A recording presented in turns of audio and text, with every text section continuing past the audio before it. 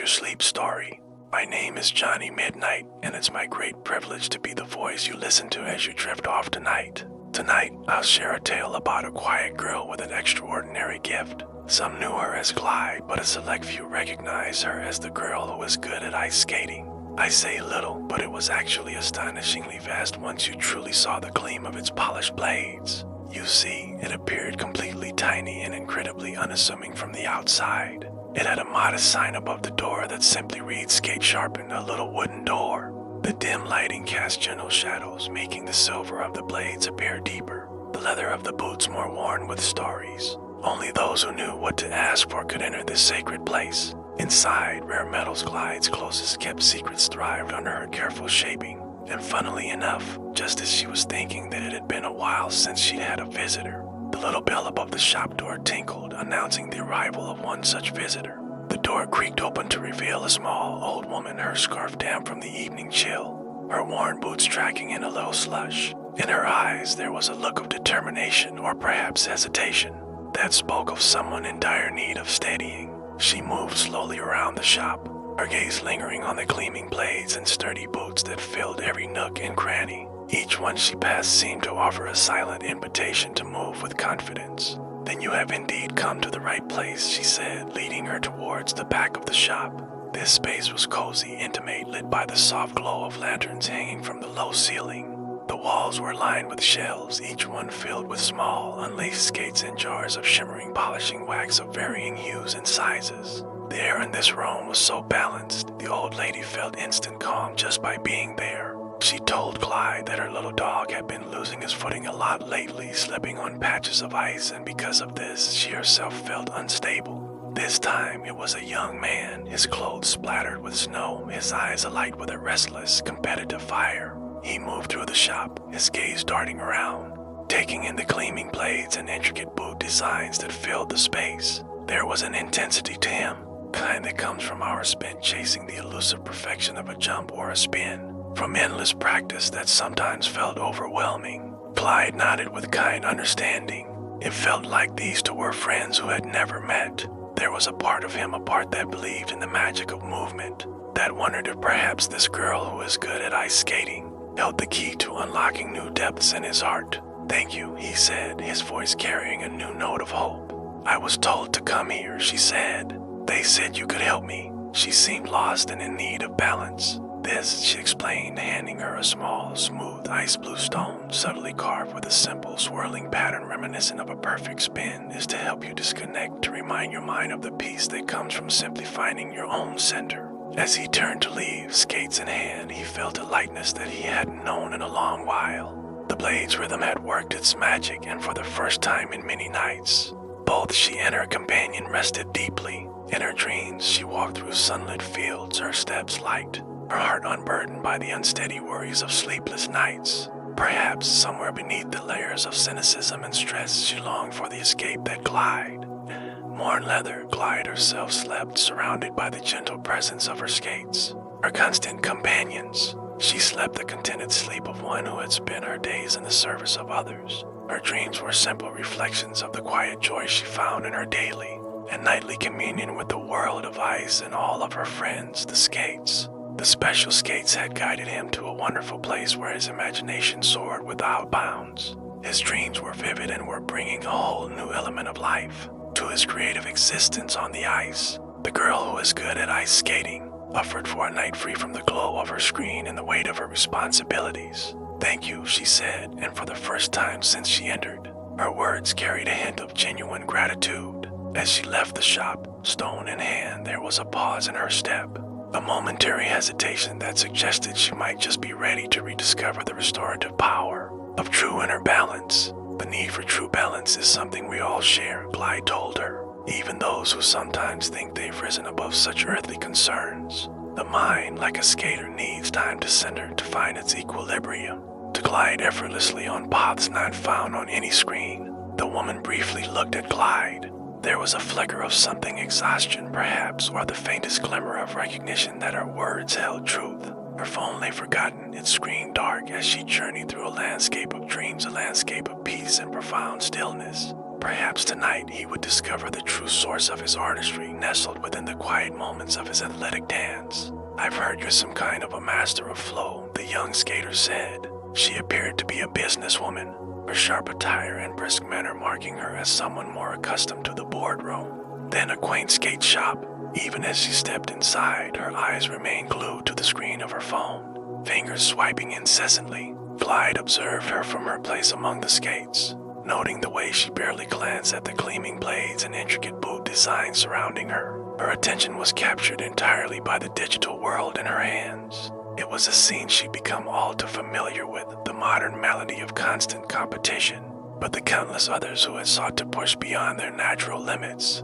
For the sake of their passion, they stepped into the cozy room at the back, the same room where the old woman found her steadiness. But this time, Clyde headed to a different set of shelves, her finger trailing over the materials until they settled on a particular pair of gleaming, unlaced figure skates. The woman sat down, still occasionally glancing at her phone, but the cozy room seemed to quiet her, and she began to notice what was around her. The beauty and calm of this place were starting to show her another path. She breathed in this moment, in and out.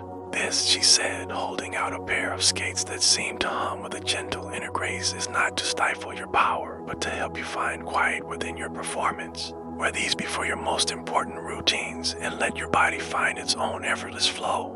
You may find that the calm you discover in the process fuels your artistry more than any forced intensity could. You seek to master the wildness of movement," Clyde mused, a hint of a smile playing at her lips. "But perhaps what you need is not to dampen your drive, but to find a balance that lets your skill flourish without consuming your spirit." The skater looked skeptical, but there was a part of him, perhaps the part worn down by demanding routines, that was willing to listen.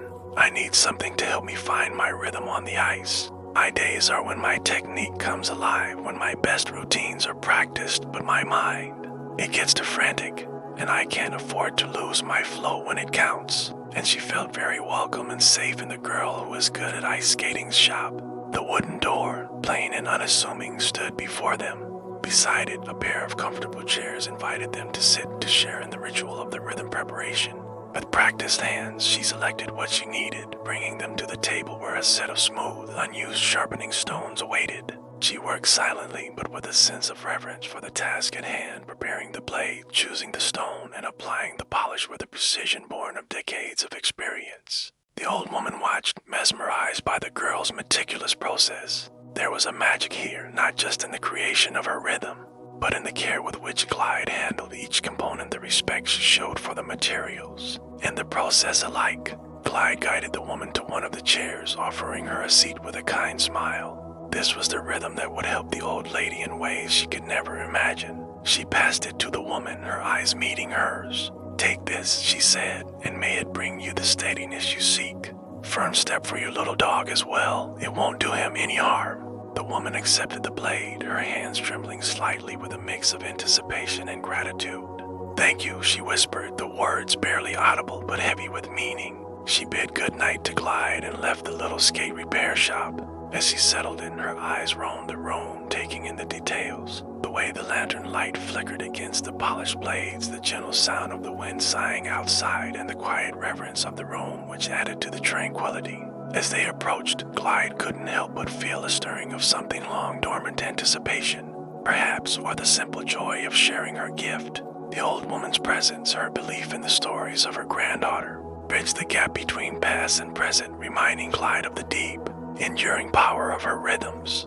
Blade crafted from moon silver released its shimmering fluidity into the air. Her voice, when she spoke, was soft but clear, carrying through the quiet shop. She studied the old woman for a moment, taking in her slightly unsteady posture and the lines of worry etched on her face. "How did you hear about my rhythms?" she asked, her tone a mix of curiosity and caution. "I've come for the rhythm," she said, the words hanging in the air between them like a secret long forgotten.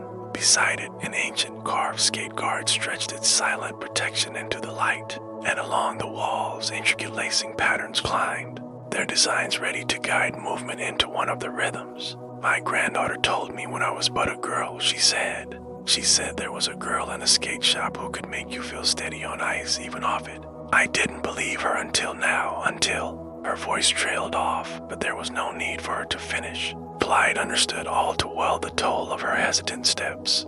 Around Clyde, the shop unfolded into a series of small rooms, each a secret studio waiting to be discovered. But before she did, she simply stood in her little shop, closed her eyes, and breathed in this moment, breathing in the subtle sense of steel and leather around her, and breathing out any unwanted tension. Clyde loved this place. She appreciated every moment spent here. The process of gathering the essence was a quiet ritual, a kind of dance of appreciation between the girl and her shimmering charges. Each step, from the gentle glide of the stone to the careful adjustment of a buckle, was performed with a reverence that transformed the mundane into the magical. As she worked, surrounded by the skates she loved, Clyde felt a contentment that only came from knowing she was about to add a bit of magic into the world. Here, a cluster of ice dance blades exuded a flowing energy. There, a group of old figure skates nestled together, their laces untied in peaceful rest, as if dreaming.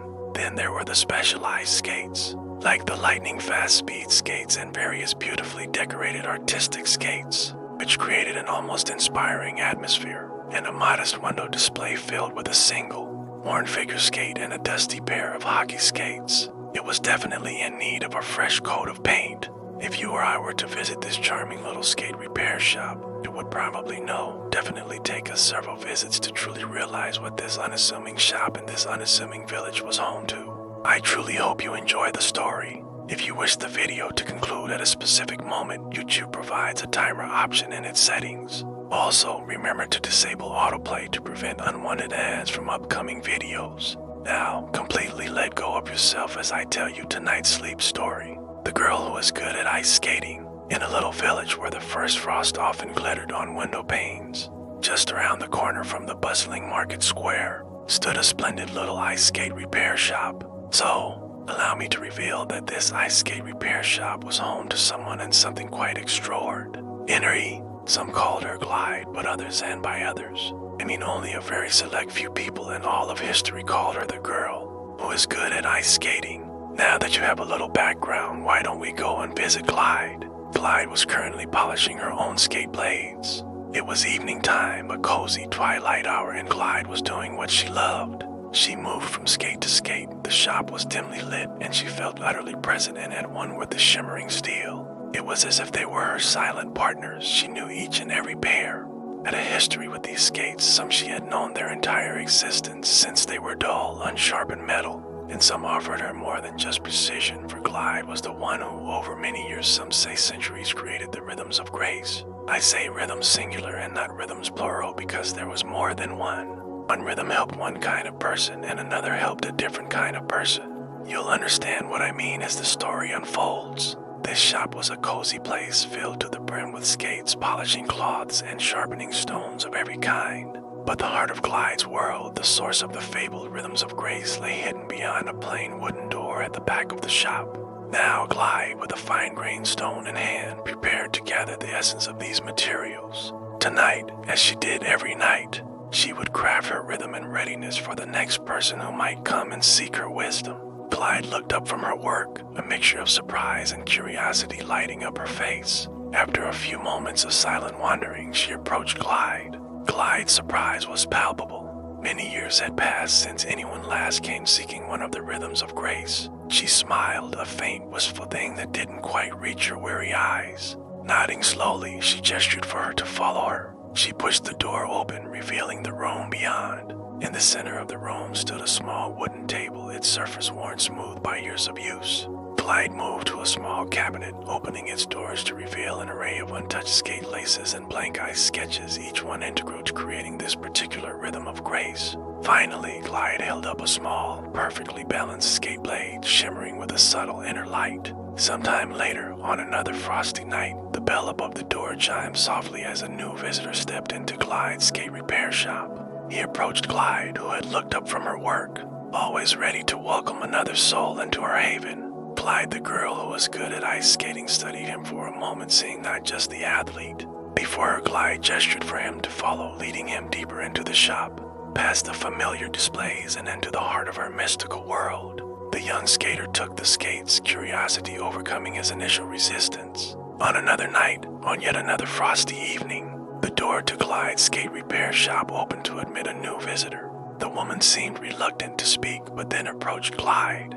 Clyde approached her demeanor calm. She knew that she could help her. With a motion for her to follow, she led her towards the back of the shop to the room that had seen the beginnings of many journeys towards poise and rejuvenation. Now Clyde selected a different material, one designed not just to induce balance, but to gently wean the mind from its addiction to ceaseless stimuli. The businesswoman accepted the stone, her expression one of skepticism mixed with a weary hope. As the little village settled into the deep silence of the night, frost still clinging to window panes, we turn our gaze to the homes of those whose lives had been touched by Clyde in our story. The old woman, her loyal dog now resting peacefully beside her, lay in a peaceful slumber. They crossed the village in a small attic room filled with canvases and paint. The young artist slept with a serene expression. Not far away, the businesswoman experienced a quiet unlike any she'd known in recent memory.